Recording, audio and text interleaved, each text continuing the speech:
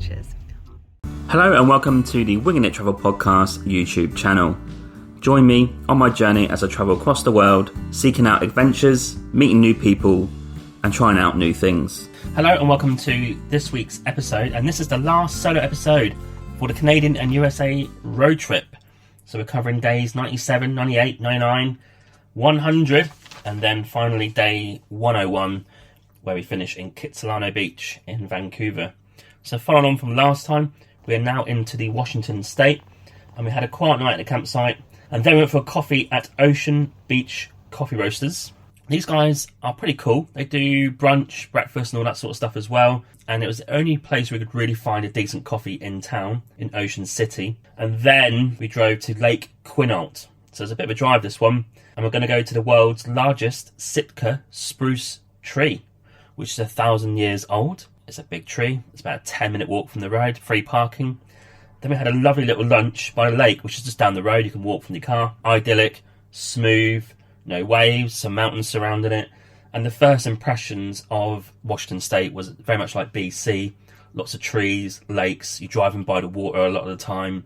And very chilled, loving the vibe to be fair. Lunch was great. You can park at a restaurant there. The restaurant doesn't open until about 4 p.m. And there's a car park adjacent to that. So you can just park there for lunch for free. Just to make sure you're not there when they open, because they do say no parking when the restaurant is open. Then we're heading to a town called Forks. And this campsite near Forks is a gravel and a bench pretty much for $20. There was no one there. There was a few long-termers there, which is fine. And there was Wi-Fi as well. Not too strong, but it's okay. It's much needed because we need to get some stuff done. But the old guy there was very nice. Paid in cash and very, very nice facilities. Good toilets. I don't think there were showers there, unfortunately, though. You can go into Forks as a town. It's a very small place. And go to the visitor centre. There is good Wi-Fi and a toilet if you need, and it's near some shops. But Forks is very small. Don't expect too much there. One road straight through the middle. Got a couple of petrol stations, a shop, and that's pretty much about it. The plan for the next day, we had an early coffee and we got straight on the road. It's kind of a bit of a rainy day, unfortunately, on this day. We're heading to Olympic National Park for a walk because they've got some very nice walking trails through the trees there. Kind of redwood vibe, obviously not very tall trees, but very nice, bit like a forest bathing opportunity here as well. And we parked in the national park for free. They also have toilets, etc. You will have to pay to get in unless you've got the parks pass. So we drove through and there's a bit of a uneven road, probably 20 minutes to 30 minutes, and we took some walks and trails through the forest. Very nice, very serene, very green. I felt like this walk was more like a reflection on the whole trip really, especially the road trip in Canada and US. And we've done a few trails, they're very easy, some are boardwalks, so you can do some real hardcore ones, some 16, 20k's. We've done the easy ones, done some forest bathing, and kind of reflected a little bit. Then we came out of there and went to drive to Port Townsend. Now this is one of the main ports to the west side. The day after we need to get a ferry across, kind of like the mainland if you like. But first, Port Townsend is a lovely little coastal city. It's not too big. And we've got a huge tuna sandwich from the Courtyard Cafe, a ridiculous size. This was just way too big, but I was absolutely loving it. Stuffed afterwards. They do great food there and coffee as well. Very popular place with the locals. We felt the need to walk that off, so we walked around the seaside town, had a couple of coffees, went to a few shops. A coffee recommendation is Better Living Through Coffee. Has a fantastic view out the window. And we had a night at the Port Townsend State Park. Very quiet, very dark. Good facilities and just no one around. It's a bit eerie really. I will say, just for Olympic National Park, I think that's got potential, that park, to spend a lot of time in. Just at this time, almost ready to finish the road trip. Enjoyed the walk. I think we're then reflecting on how much we've spent, what we've seen, what we haven't seen. Want to get back to Vancouver a little bit and kind of regroup a little. I'm not saying we took advantage fully of that, but I did enjoy the national park. But I think there is potential there, but it is very busy on the weekends, just an FYI. So day 99, early doors, we went to the ferry port. You can book tickets in advance. This is a Monday now. You can arrive in the morning and just wait for your ticket, and they put you in the overflow section. Easily got on the ferry. I think there's 2 or 3 overflow queues about tickets. About $25 to $30 for the car for both people. And this goes to Fort Casey. We then drove to the little town of Coupeville. And this is a great little find. Arcadia type feel. Lovely colourful houses, very chilled. Went and had a nice bagel and coffee at Sunshine Drip, which is a very nice little place to hang about in for an hour or two. And it wasn't the best day in terms of weather, a bit rainy, but a really cute town. And we parked down towards the front, towards the water. Nice little independent shops down there. There's a library, there's a souvenir shop, there's an international shop for food, like selling British stuff, Dutch stuff in there. So I quite like the feel, actually. Really enjoyed it. But the ultimate aim here is to get to Bellingham area. So we drove to Whitby Coffee, which is an hour and a bit from there. This was situated in a little town called Anacortes, which is at the sort of the northern part of the headland.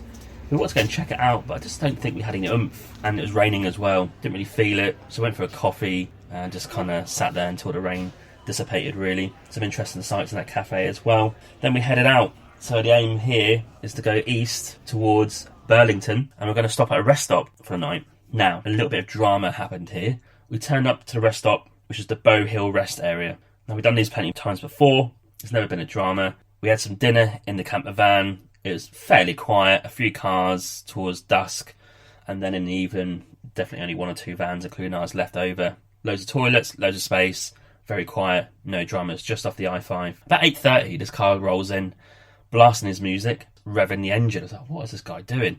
Parks right next to our van, and then proceeds to be on the phone. All I can say, really, is beginning to expletively threaten someone on the end of that phone with the worst things you can imagine. Can't really mention on this podcast because it's not fair if anyone's listening who's a bit sensitive to those type of things, but murder was mentioned and the stuff that goes with that. This guy was seriously angry, and the first 5 or 10 minutes, sort of funny in a way, because I thought, what is he doing? The language got worse and worse and worse. Then he started saying, I'm waiting here for you, let's finish this. I've killed before and I'll kill again. All these sort of threats. 20 minutes in, we're scared. It's pitch black. Who's coming to meet him? He didn't look a very nice character. Luckily, he couldn't see in our van because our van has blacked out windows at the back. We kept all lights of our phone off. So in theory, he probably thought there's no one next door to him. And then we made a decision to get out of there. This is a patron shout out to Laura from the Swamp Soup Stickers, who has contributed £5 to the podcast on my Patreon. Thank you so much for your support. Really appreciate it, and it helps the podcast to keep going in the future. If you're interested, head to the show notes where you'll find a link to my Patreon. The website address is patreon.com/Winging It Travel Podcast. For £5 English, you will receive some trendy stickers from myself in the post, a shout out on each episode, and also my digital travel planner by email. Thank you for your support. Now, the problem with this is our camper van needs to be built, so we move all the stuff to the front.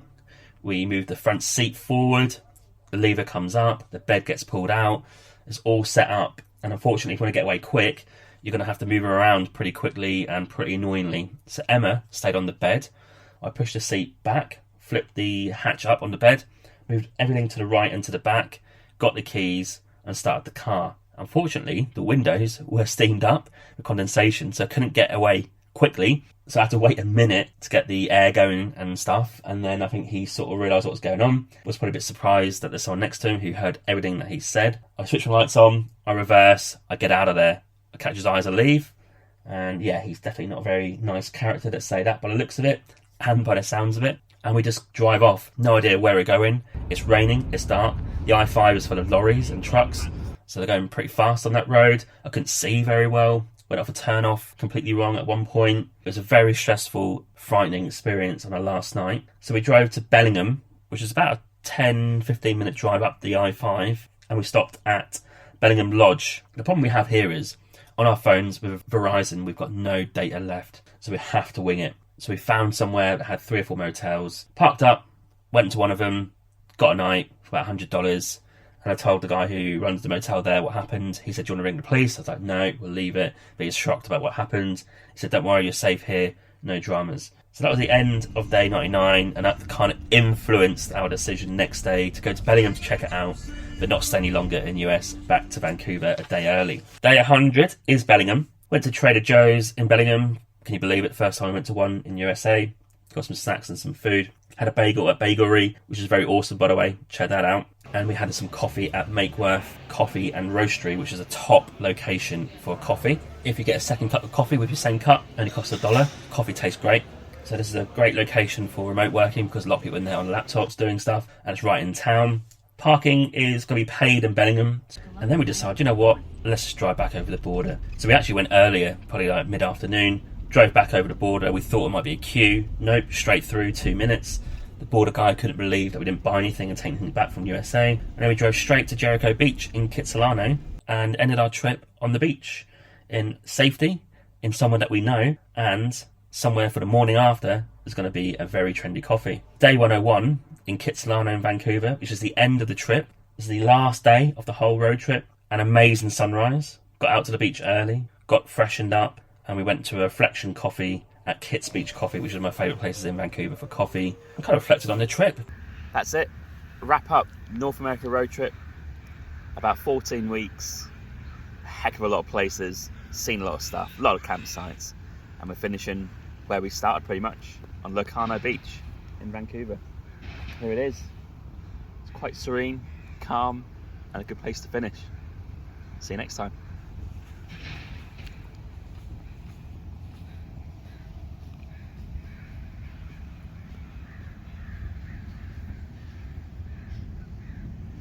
I'm not going to go too much into detail of my reflection of that trip because me and Emma are going to do a USA road trip summary episode discussing our thoughts. But I'll leave it there. So day 101 in Kits, end of the trip, back in Vancouver. The next part of the whole trip really is figuring out what to do next. So I'll leave it there. Thanks for tuning in. I'll catch you next time. Please follow and subscribe on my YouTube channel today, and please rate and review the podcast on any podcast platform that you use. Thank you.